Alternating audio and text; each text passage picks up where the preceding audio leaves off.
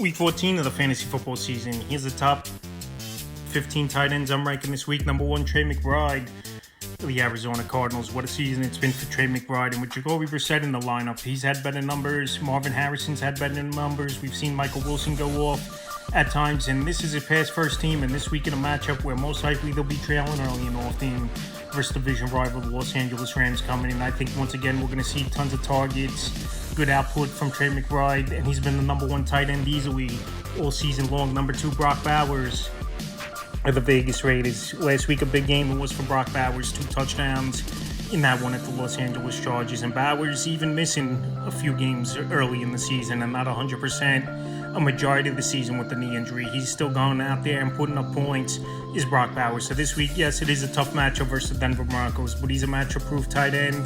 And also last week we saw Zach Ertz catch 10 passes for over 100 yards in that game versus the same Bronco defense. Number 3, Tyler Warren, the Indianapolis Colts. Tyler Warren, he's having a good season in his rookie year. Tyler Warren, one of the best tight ends in all pro football already, in only in his first season. And this week, a good matchup with the Jacksonville Jaguars. Last week, it was good to see him get back on the touchdown board was Tyler Warren. And this week could be a potential high-scoring game between these two teams. Number 4, Travis Kelce of the Kansas City Chiefs. So Travis Kelce, believe it or not, he's top 5 in fantasy points at the position this season is Travis Kelce. And last week found the end zone once again versus the Dallas Cowboys in tight coverage, still made the play, was Travis Kelce. And this week it is a tough matchup versus the Houston Texans coming into Arrowhead. But Kelce's been a matchup-proof tight end and a solid tight end all season long. Number 5, Juwan Johnson of the New Orleans Saints. The number 2 option in the passing game, Juwan Johnson, is for this New Orleans Saints team behind Chris Olave. Him and Tyler Shuck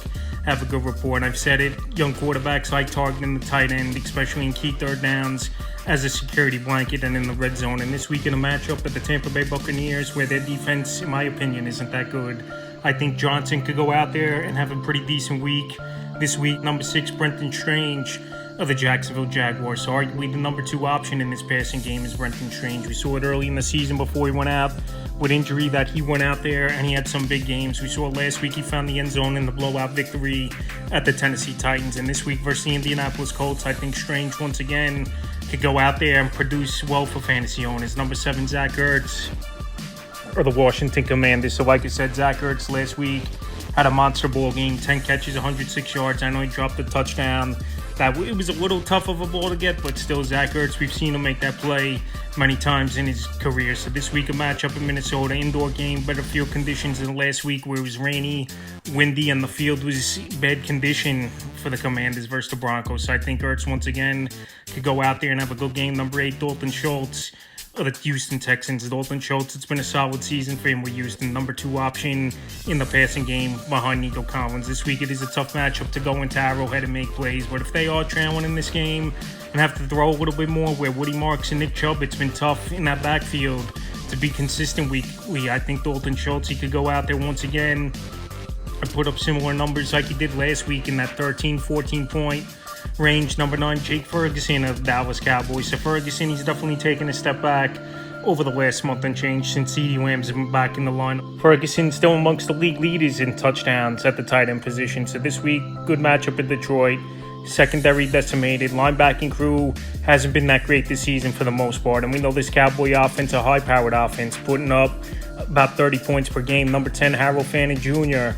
of the Cleveland Browns. I've said this a lot. Harold Fannin, he's the number 1 option in the tight end room now. David Njoku's definitely taking a back seat. And with this Brown team having another poor season, it's about playing the young kids and see what they got. So Fannin and Shador have a pretty good rapport. Last week he found the end zone was Fannin, and this week in a good matchup versus the Tennessee Titans, it wouldn't be surprising if he finds the end zone again. Number 11, Mark Andrews of the Baltimore Ravens. Andrews been a touchdown-dependent tight end all season long. This week, pretty decent matchup versus the Pittsburgh Steelers. On paper, you would think this would be a Pro Bowl and all-around great defense, but it obviously hasn't been all season long. With Pittsburgh now 6-6, they were off to a great start, 4-1 on the season, and they're totally struggling. And Darius Slay, they just cut loose as well.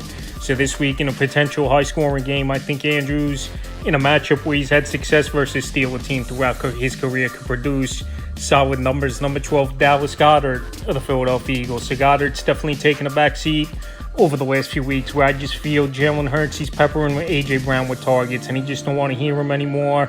and forcing the football team at times. And now we've seen the last 2 weeks with that happening.